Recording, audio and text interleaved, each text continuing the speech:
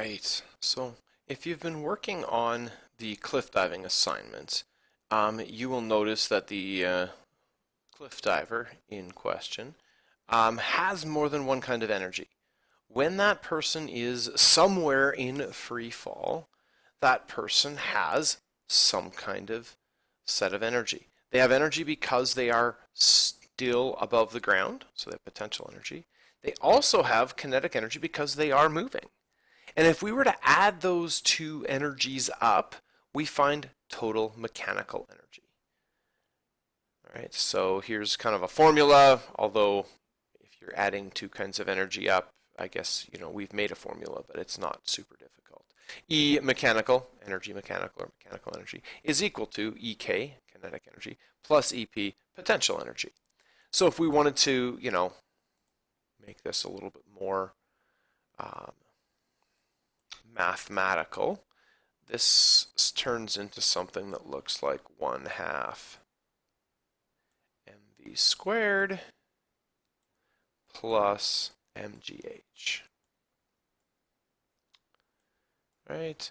Mass, again, being in kilograms, speed being in meters per second, g, that's meters per second squared, h, or height in meters.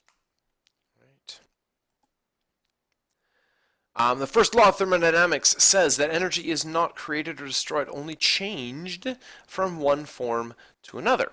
So an object that is falling is having its potential energy due to its height turned into kinetic energy as it speeds up due to gravity pulling on it towards the ground.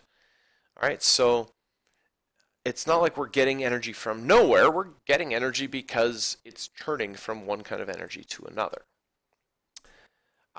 Now, generally when we talk about energy, we're saying energy before whatever event is equal to energy after, or E1 is equal to E2. Sometimes you'll see instead of 1 and 2, you'll see initial and final, so EI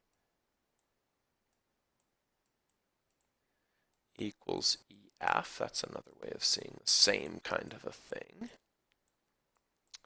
So although the amount of kinetic or potential energy that an object has may change, its total mechanical energy will always remain constant. So E1 will always equal E2.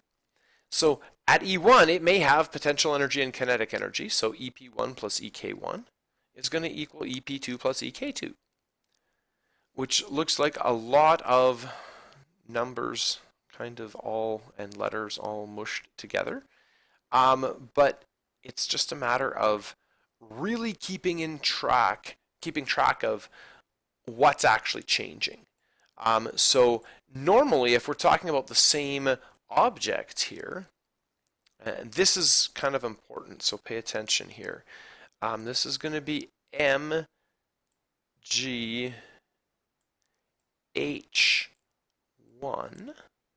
plus 1/2 mv1 squared is equal to, now what's changed for potential energy? Well, potentially the height has changed, so mgh2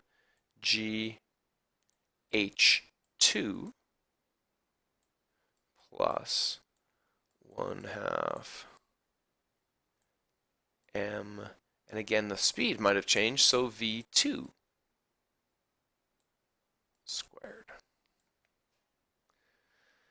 Now, this looks like, oh, this could be really mathematically unpleasant, and it can be a little bit unpleasant mathematically, but it's really not all that bad.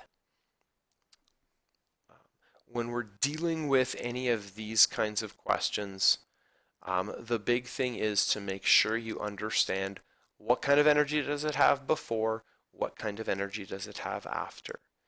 If it has both potential and kinetic before and after, that's the hardest kind of question you can see, but make sure you have written down and show your work H1 and V1, H2 and V2. Make sure you're plugging it in properly. These are questions you must show your work. Right? If you take a look on page P18 in your workbook, there's not any questions to do on that particular page. But there are a few things there that you can see, types of energy transformations or energy conversions. So take a peek at that. More with this tomorrow. Your job today, number one, finish up the cliff diving page, and that's going to include all the calculations. It's also going to include neatly done graphs. Make sure you label all your axes, and your labeled axes need to have units, and the scale on them needs to be even. Right? You are not going to see perfectly straight lines here, and that's okay, but you do need to show me what's going on. Other than that, there will be another assignment up on Google Classroom out of your workbook as well. Thanks.